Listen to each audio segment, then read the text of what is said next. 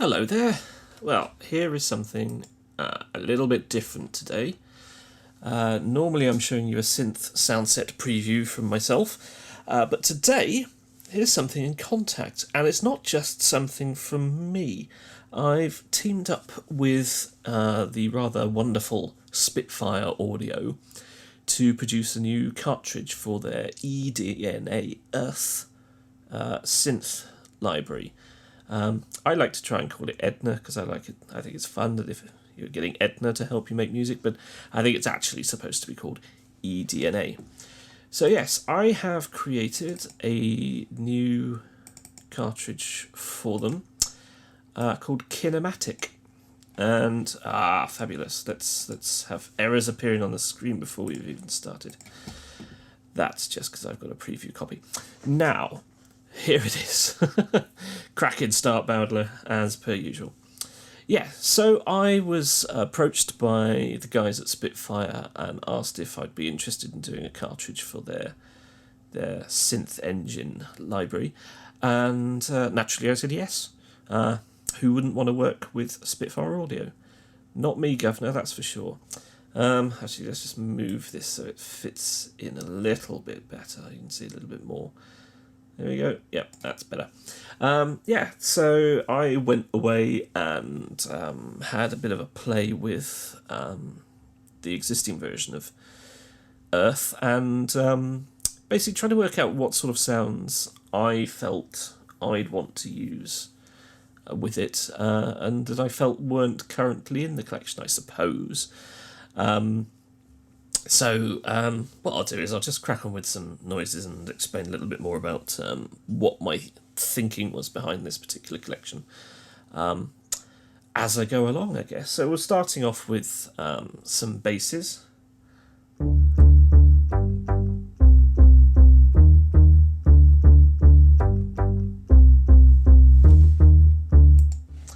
So there's a few simple basses in there and some sort of aggressive stuff as well. Let's see if we can find an aggressive one. I'm currently having a weird glitch with Kontakt in Cubase 8, which I've just moved over to, which basically, for some reason, thinks that every time I put a new Kontakt patch in that I'm changing something and that I need to save something when I haven't made any alterations at all, which is slightly tedious.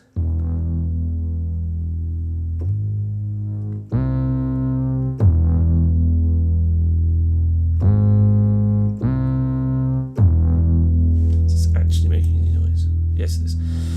Just have to check. I don't want to get all the way through it and realise that no, I'm not recording anything. Okay, I'll move it up a bit. Yeah, so that's a bass. So the basses are probably not actually the most sort of significant part of this collection.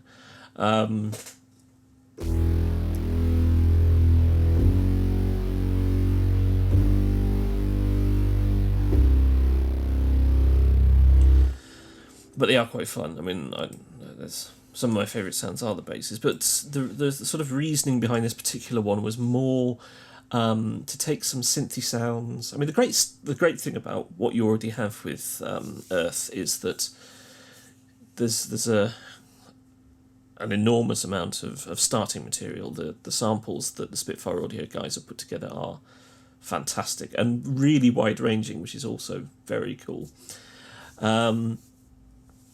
But I wanted to take the more organic side from it, so I've taken a lot of the samples that come from the orchestral material. Because my reasoning... Let's play this bass while I'm chattering. My reasoning was that I wanted to put together sounds that I felt fit into a more... modern scoring, sort of neoclassical kind of vibe. So there's sort of supportive sounds with a slightly organic feel. With that in mind, I'm sort of talking about artists like, as always, Olafur Arnalds, who I really enjoy. Guys like Johan Johansson and Max Richter. So creating those supportive sounds that work with the sort of the modern classical approach to a fairly sort of minimalist style of composition, I guess.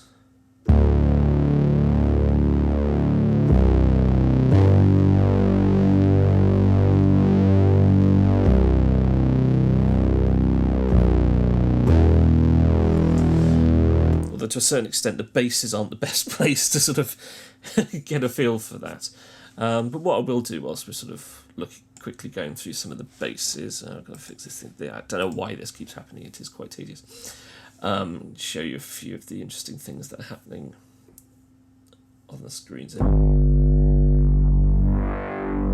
So with some sounds, you've got this sort of the oscillation between the two different patches is quite an interesting effect, and something that is reasonably unique in this sort of setup to Earth. So I think that's a really quite a fun addition.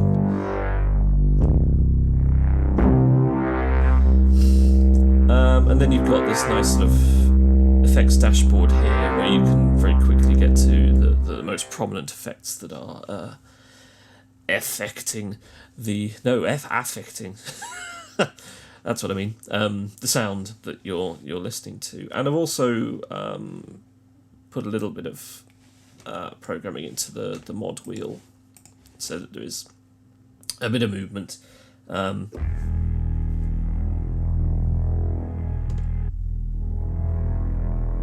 So here we're controlling the low pass filter. It's cut off.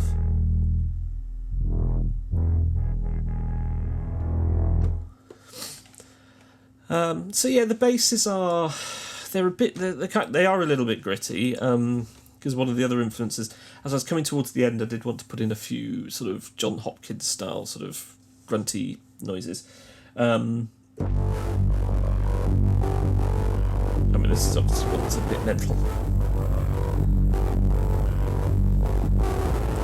Definitely more mental than most.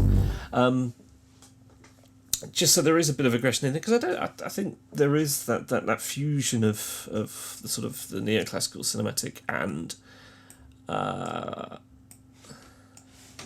the electronic does sometimes allow for that dirty noisiness. So there's a few drones here as well. The drone section, I've got a scape section towards the end, which is more of the lighter stuff. So the drone section is more about the sort of the dark, soundscapey stuff.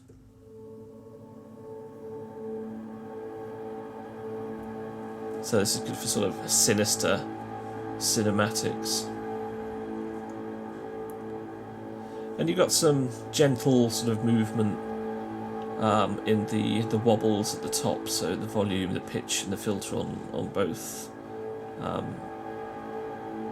It does a little bit of effect, not too much, because quite a lot of the sound sources themselves have a little bit of movement in them, just enough to keep things interesting, I guess. That's the theory. Is it a good one? We don't know.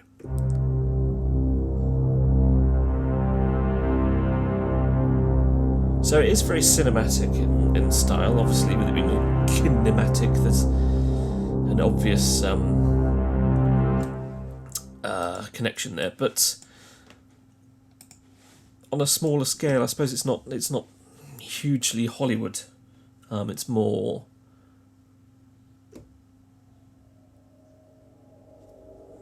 It's just smaller, I guess.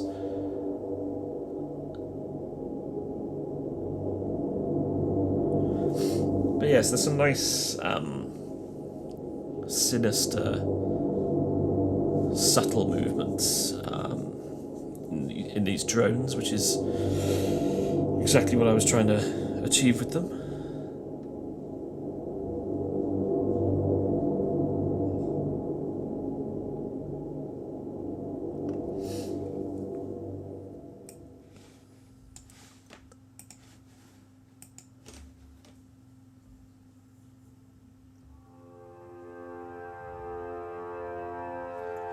So I think this is a really good sound set.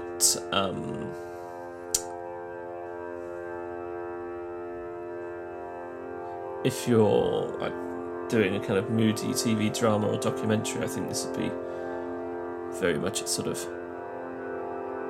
where it's targeted. In my humble opinion, that's certainly what I've striven for. So I have been influenced by things like Broadchurch and The Fall. And sorry, I don't watch a lot of American television, so anyone American watching this is going to get slightly confused. The Bridge, yeah, so that Nordic noir sort of thing, which is very much right up my street.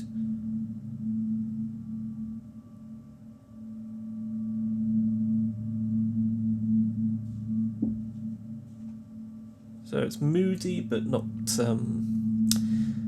in your face. Really nice for just sitting in the background and slowly developing whilst you add a few bits, your slightly more creative, melodic, tuneful bits on the top.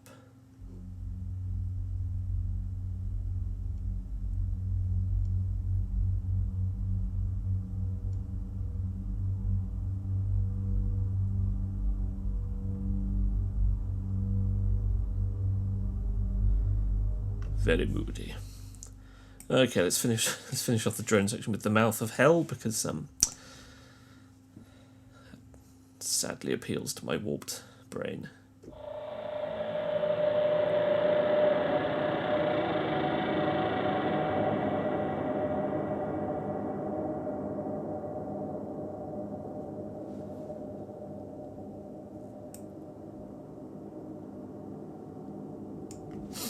Okay, so we've got a handful of keys, a little bit of melodic stuff. I mean, there's openly not a lot of melodic material in this particular library for actually writing tunes. It's more the sort of the enhancement stuff that you're looking to use.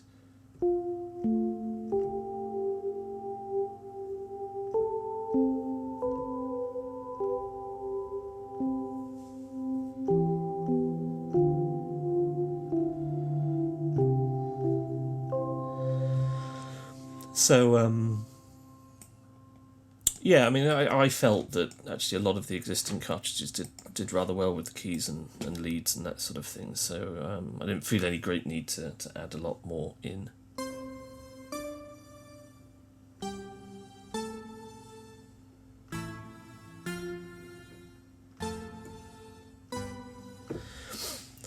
So it's not the most populated section of this particular collection of noises.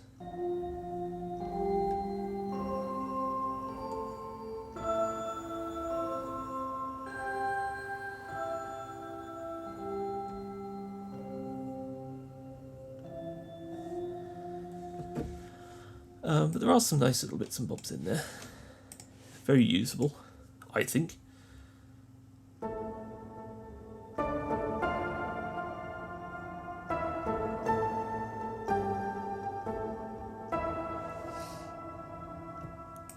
Okay, so I'll pop quickly into the leads, and then we'll get onto the section that's always going to be my favourite bit, which is the pads, as I'm sure you would have expected.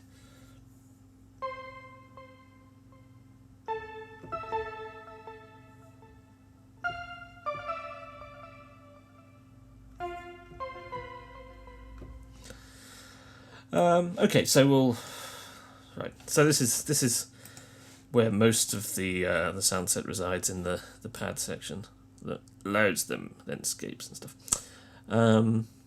Yeah, so this is exactly what you'd expect it to be. Really haunting atmospheric pads.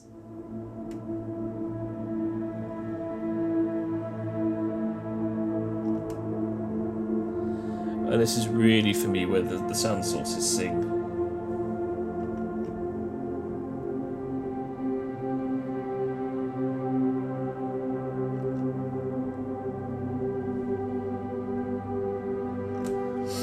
Well, I love this section. I love it very much. We can't go through all of them because we'll be here for ages.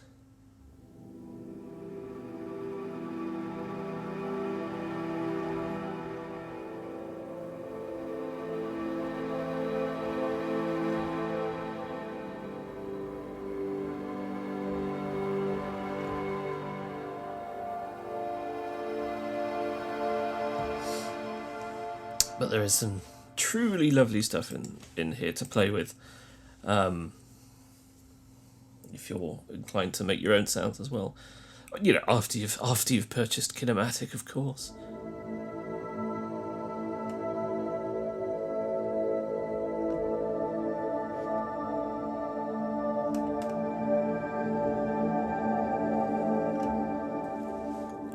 It's got a nice organic feel. I mean, basically, it really is, because it's using these sound sources that are themselves organic. It comes across, I think.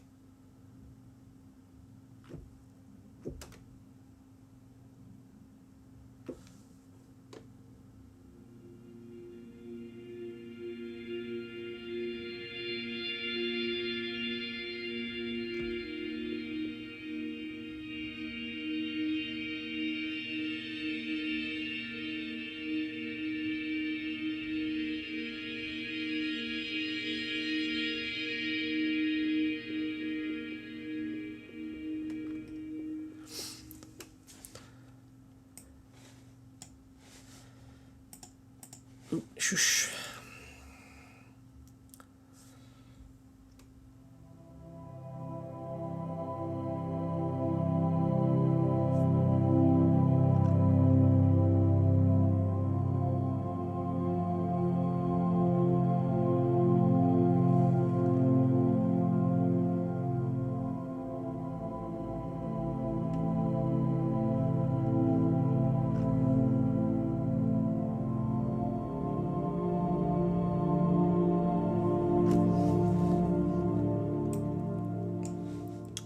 So yes, lovely for pads, and I'll just play through a few more. There's not much else for me to say about them other than just to tinker with them, really.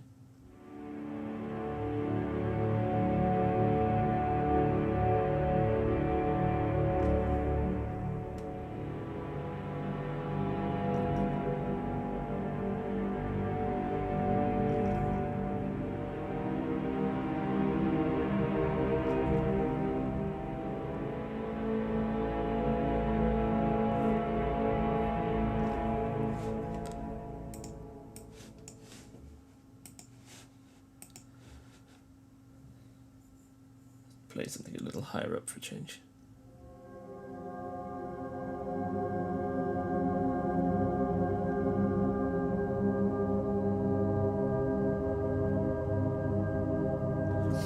Oh, there are some pads that feel sometimes a little more like a soundscape. I guess the main sort of difference for me with deciding what's a pad and what's a soundscape is that if it kind of works with just one finger, then it's a soundscape. But if it works better playing chords, then it becomes a pad. That's my reasoning. Don't know how many people would agree with it.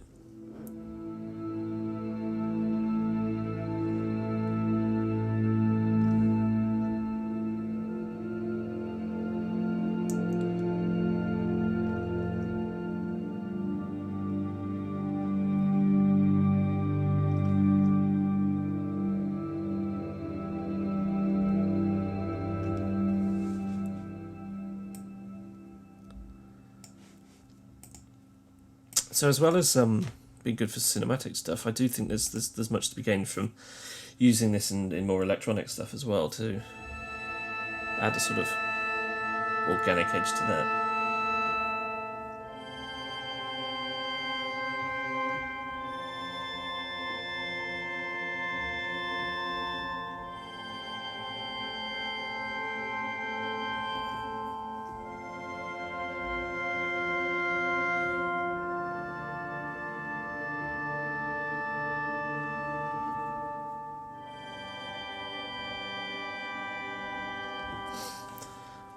Because quite often you get lost in just making electronic sounds electronic, and I think sometimes you can blend the two genres together the other way as well, because I think a lot of us are probably adding electronic elements, synthy elements to our sort of film scorey composing stuff. I think you can do the other way around.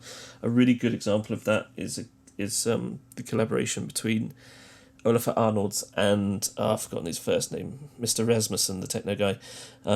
Their band Kiasmos, which if you haven't heard it, check it out. It's really good. Great sort of combination of sort of techno electronic beats and basses mixed with more atmospheric sort of cinematic stuff over the top. It's really cool.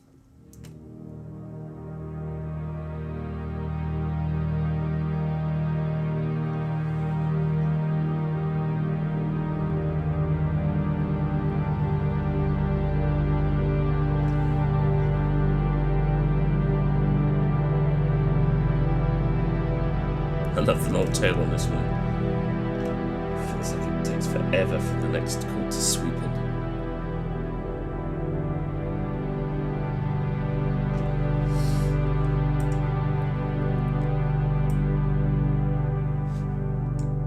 Because it is quite a massive tail. You can shorten it, obviously, in the envelope section, if it is too long, which it probably will be most occasions.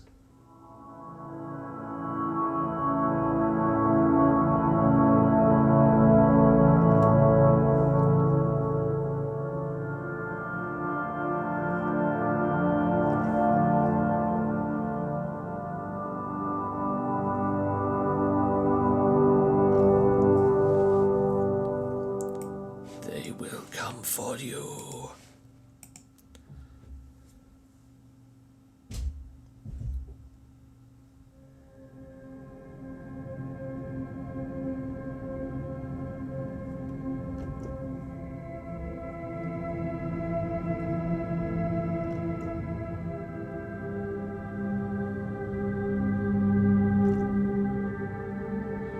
Not as sinister as you might have thought.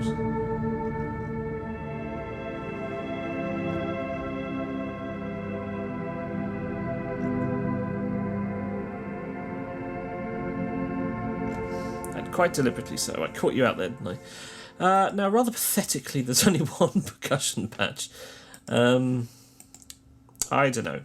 I just wasn't feeling creating percussion patches on this. I've got this one which has a slight sort of tonal element to it. Yeah, that's it. It's poor, isn't it? It's poor. I apologise. One percussion patch. Sorry. No excuses. Simple as. Didn't do any more than that.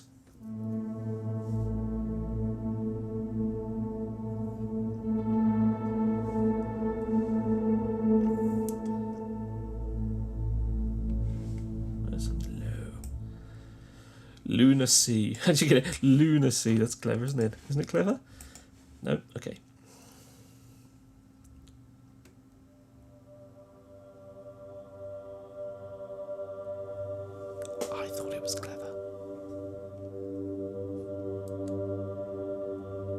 So this is the scape section, so this is drones but not so miserable, essentially.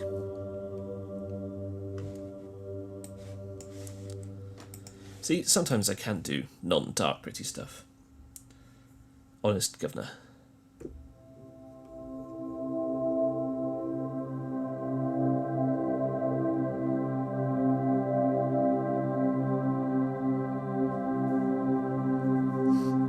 So I think one of the other things this sound set would be really good for is sci-fi stuff, because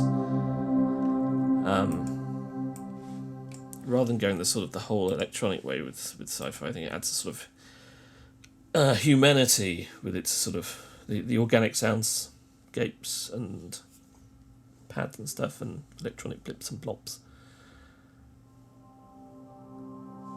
There is that quality, a sort of grounding quality, I guess, so it doesn't all sound too techy.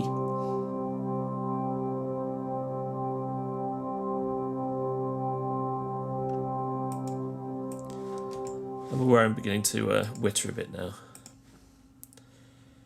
We're on the 25-minute mark, so that's when I start to lose my mind.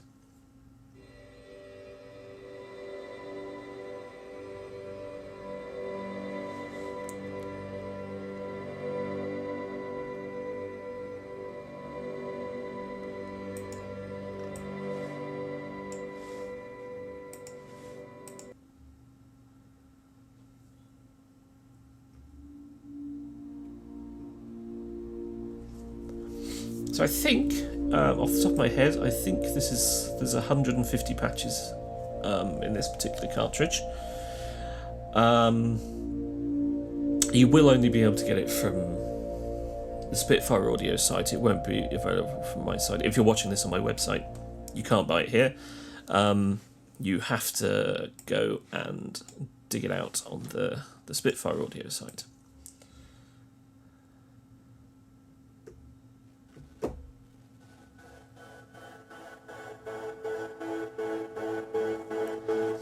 So with the sequence section, again, none of this is particularly complex or upfront. The sequencer is just a gate style envelope thingy, so it's not going to do any complex arpeggiation or anything other than sort of rhythmic oscillations, really. But it does do them well, so that's something, isn't it?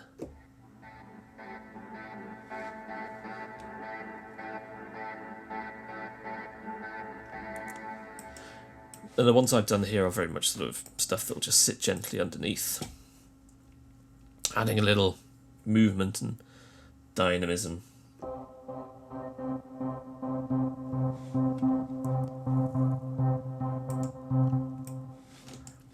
Nothing outrageous.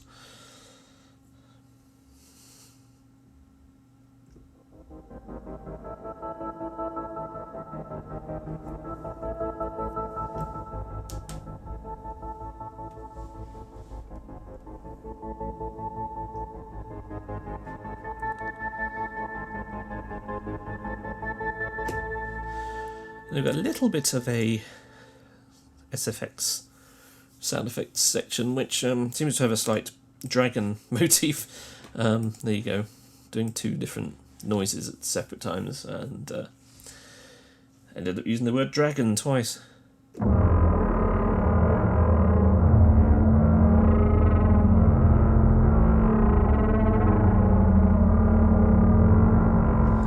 Meaty, juicy, and slightly odd.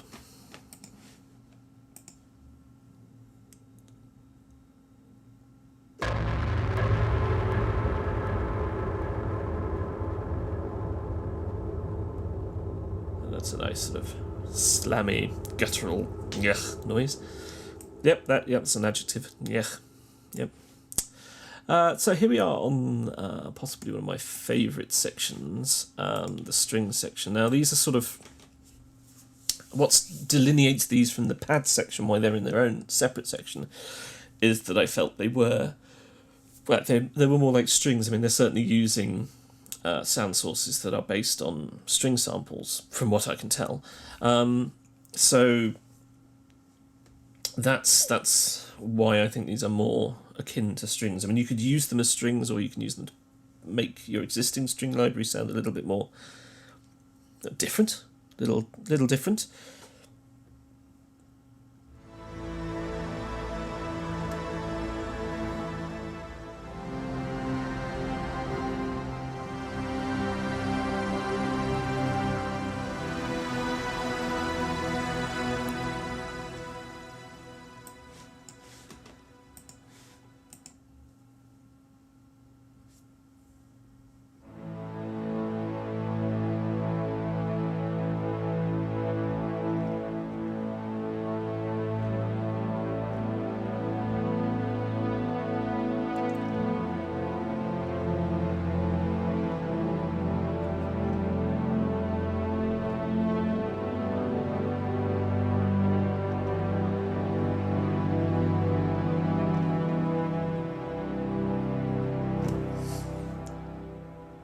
So there's dark strings, light strings, ethereal strings, moody strings, in just those few patches.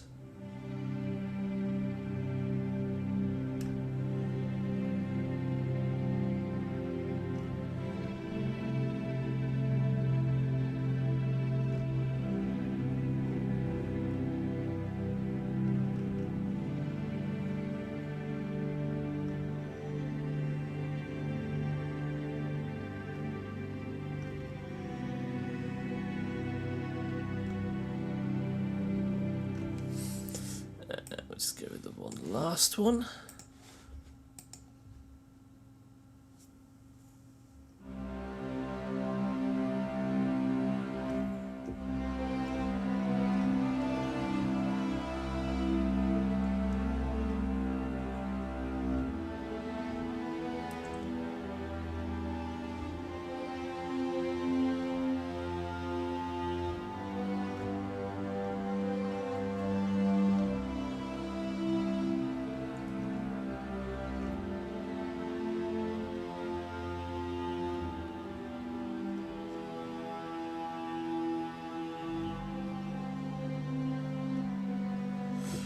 I don't know what that was.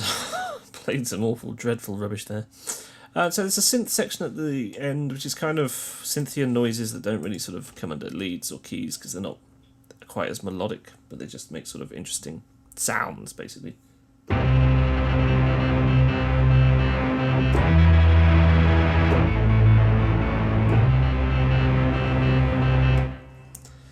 So they're a little bit different.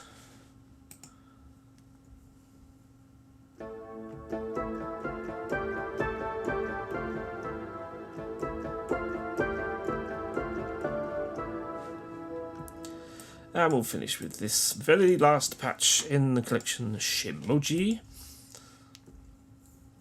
And we'll wonder where I came up with that name.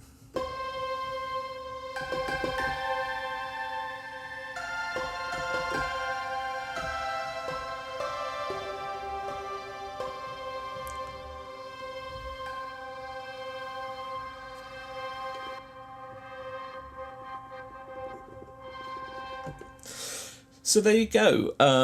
That's a quick look through my sound set for Spitfire Audio's eDNA Earth.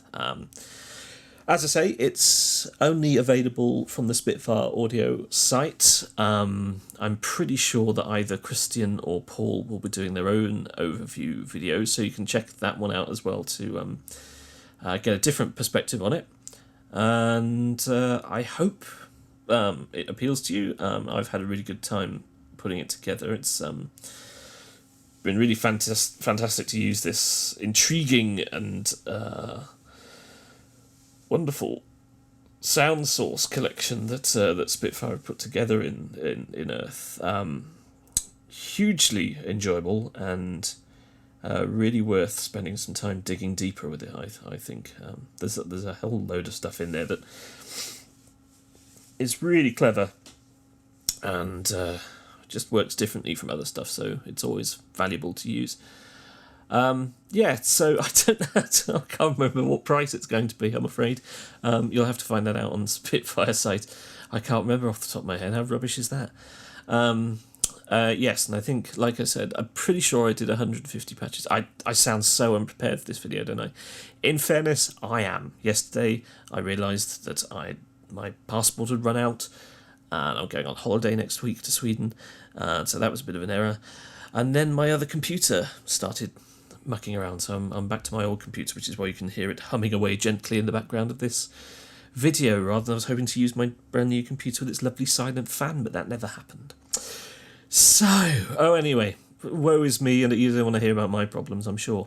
So, thanks for watching. Hope you've dug what you've heard, and if you purchase Kinematic, enjoy! And I'll see you very soon with another very intriguing walkthrough video that I have planned for you. Yes, I think it's something you'll all have been looking forward to. What does he mean? Ta-ta!